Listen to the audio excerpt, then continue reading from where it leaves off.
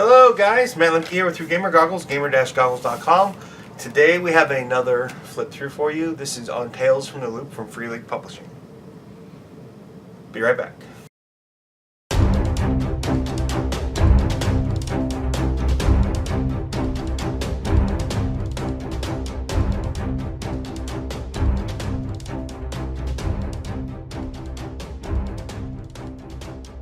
Okay, so as you can see, it's an any winner.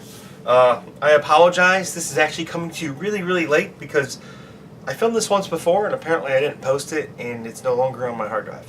I know I filmed it because my daughter interrupted me 3 times and I was quite frustrated by the interruptions. And I remember editing it, all that fun stuff. But anyway, Tales from the Loop. Tales from the Loop is a role-playing game set in the 80s that never was, and we'll get to that in a little bit. It's from Free League Publishing, which is a Swedish company, and it's produced and printed in affiliation with Modiphius Entertainment. Thank the guys at Free League for me, if you ever see them, and say, hey, Matt Lemke did a review for you guys, and I liked it, or I didn't like it, don't use that guy again, whatever you want. So, one of the things that sets Tales from the Loop aside from other RPGs, I mean outside of the great beautiful art and the setting of the 80s, is the fact that it's a Swedish company, and they are actually doing quite a bit of cool stuff. So their table of contents is a little bit different. You start with chapter 1, go through chapter 6, and then on the next page you have 7 through 12. The first chapter is primarily, well, actually, before we dive into things, let's give you the loop. What is the loop? You might notice that this is a circle, has some circles around it, and right there in the middle you can see that there is something called the Bona reactor. The loop is the area surrounding these different reactors all over the world.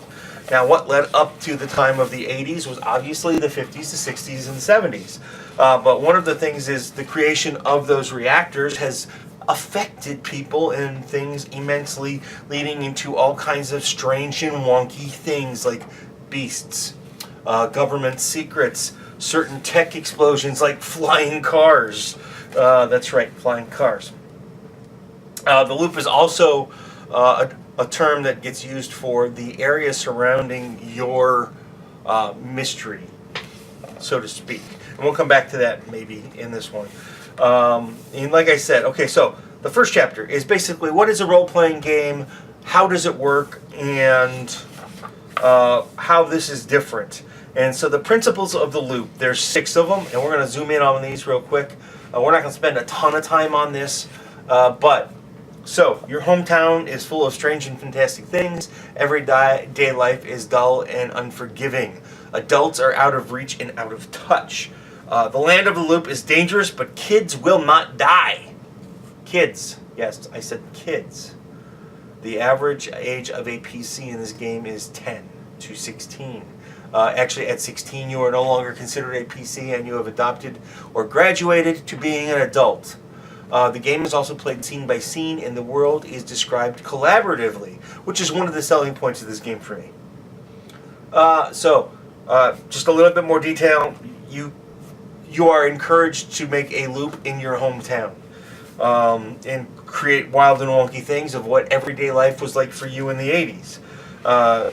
Almost every session starts with life being dull and boring, and then you learn of something. You're adults. If you go to an adult as a child, they are not going to be able to help you. That is part of the theme and motif of this game. Adults, police, sheriffs, FBI agents, they're just going to look at you as punk kids or whatever and blow you off for whatever the reason.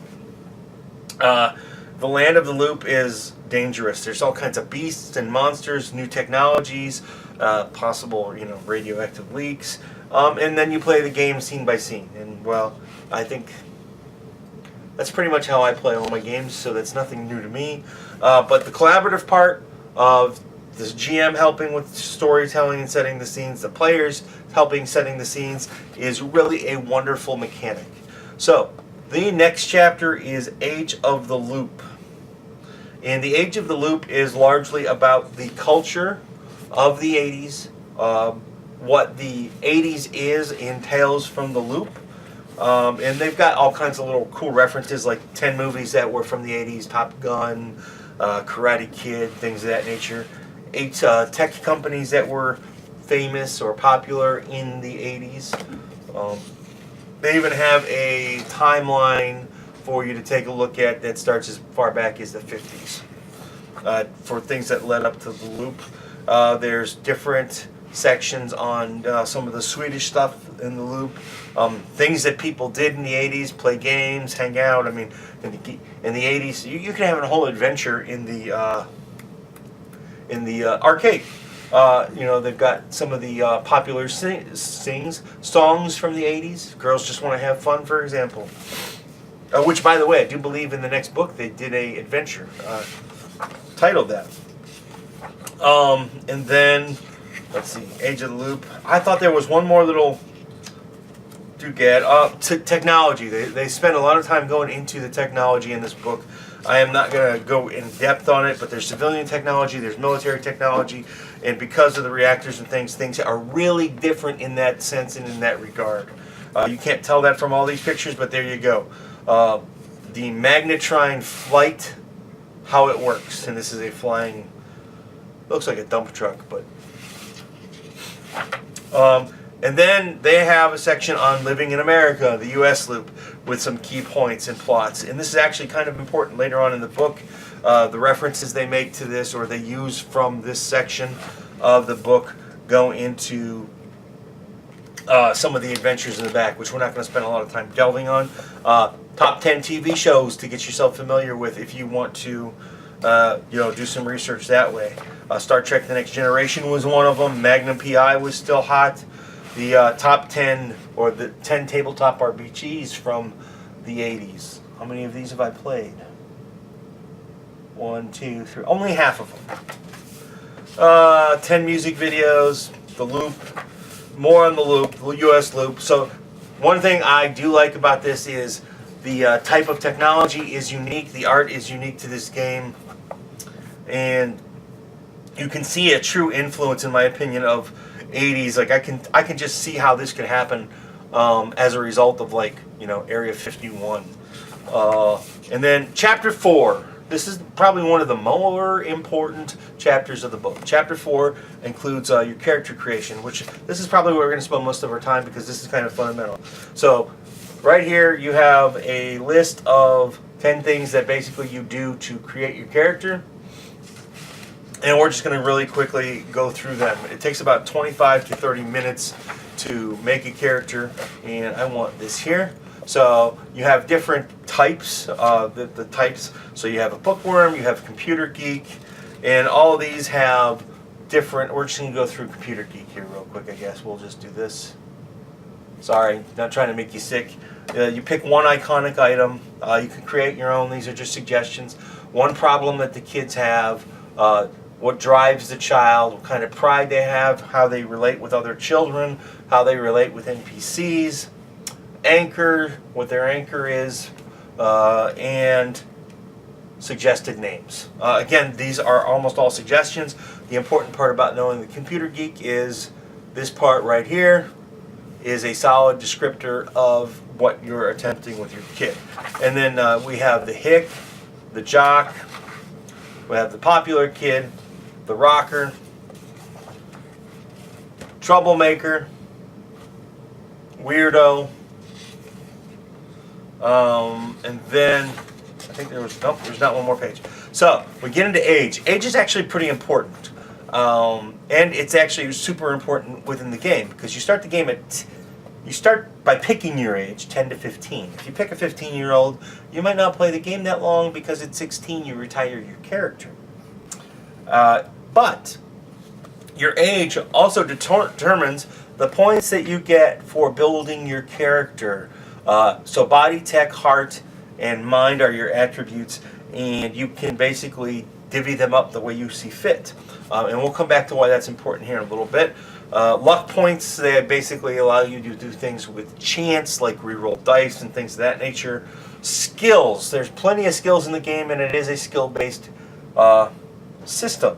Now, you will take all of your skills are associated with one of the attributes. So I believe there's 3 for each. I don't remember exactly which. And actually, they're broken down that way. So you have body, sneak, force, move. Tech has tinker, program, calculate, hearts, contact, charm, and lead. And mind is investigate, comprehend, and empathize. And then you have items. You can gain certain items. You have an iconic item. For some kids, it might have been a deck of cards. For me, it probably would have been G.I. Joe figures. That's more than one item, I realize. So if I had to pick one, it would be Snake Eyes or Storm Shadow. That'd be a tough call. And then all kids have a problem. This is just a way to fill out their personality a little bit more, and the fact that they have to have something to wrestle with. Drive, this is the motivating factor. Pride is basically their accomplishments. And then relationships and anchor, those are, again, just things to help fill out your character. At that point in time, you're pretty much done with building your character, and you can move into things like learning about the conditions. Conditions are basically side effects based off of things that can happen in game. Like I play a lot of different games. Conditions are not really anything new. And one other important factor, your PCs have a hideout. Dun, dun, dun. For me, my hideout was whatever we built in the woods that summer. And then trouble.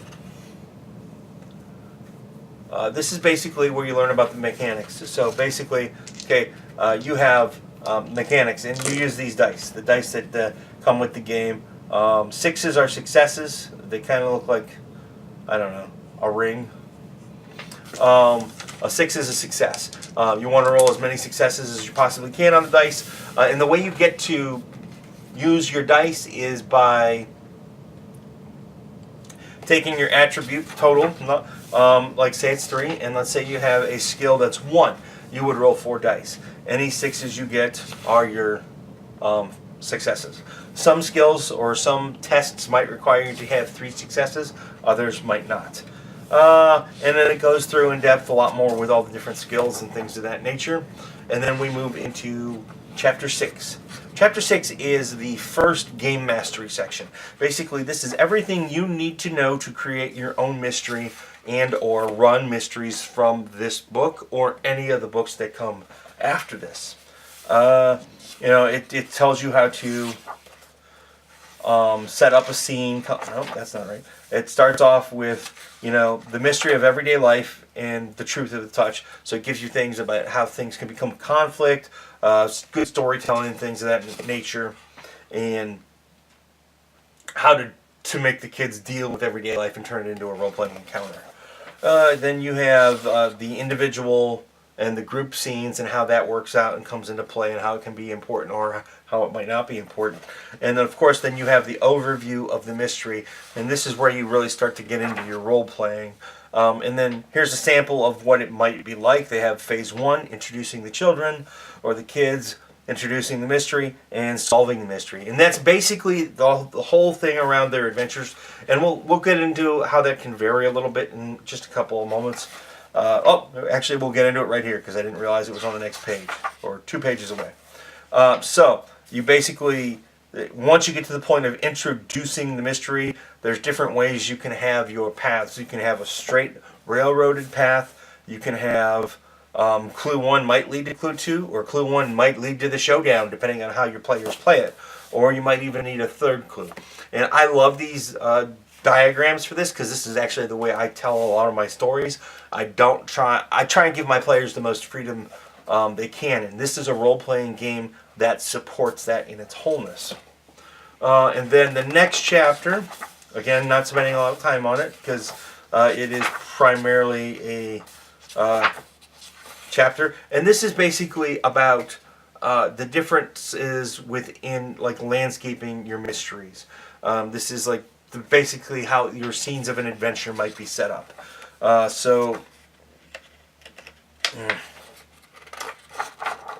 Where is...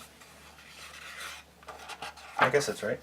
For example, this one is about the school library and how it's a scene, the truth behind the library, and then the different hooks for getting people to play it out in the different NPCs. And then the rest of the book is all pretty much campaigns. So we have the 4 seasons of Mad Science, Summer Break, and Killers, and Killer. I don't think it's Killers. I think it was Killer Machines, Killer Birds. So lots of weird things. You can get a lot of stuff from the 80s. Heck, you could put Alf in here if you wanted. You can even do reruns. Now, where is it? Oh, I must be thinking of the other book. Big list of all the backers. And I probably should have showed you this at the beginning of the book. This is the Tales from the Loop character sheet. You've got your attributes here, the different conditions that might happen to you, the skills, name, drive, all that fun stuff, relationships with the children. Here, we'll zoom in a little bit, sorry. We'll do that all again. Skills, your different relationships, your items, your hideout, and different notes on your character. So what do I think of Tales from the Loop? It is probably the most fun role-playing game that I've ever played that does not have an emphasis where combat is an important factor. And one of the reasons why it's fun for me, obviously, is because I grew up in the 80s. 80s and I guess you could even say into the 90s. Those were my teen to late teen to early manhood years. And it just reminds me, it brings back lots of memories. E.T. E.T. is actually so possible to be actually an NPC in this. You know, it's just, it's kind of like, you know, where Stranger Things and I'll even go out on a limb, you can reach that there's some Doctor Who stuff in the works in the sense that, you know, he doesn't want any violence. It really has that kind of motif. So who is Tales from the Loop for? This is for anybody, really, that enjoys this type of genre of Stranger Things.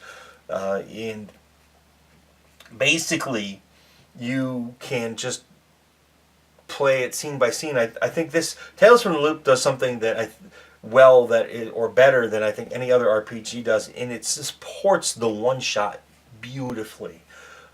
Because in a way, that's what day-to-day life is for a bunch of kids. You go to school, that's your one-shot. You go to school, you learn that your teacher's a vampire or whatever whatever the GM tells you. But it won an Eddie. It was blowing people off the shelves. It is surprisingly fun for those of us that love to play combat games. Being a miniatures player, love my combat in Dungeons and Dragons and Pathfinder, and Star Frontiers, and Starfinder. I just love my combat. My Boot Hill. I haven't played Boot Hill in a while, but I loved my combat.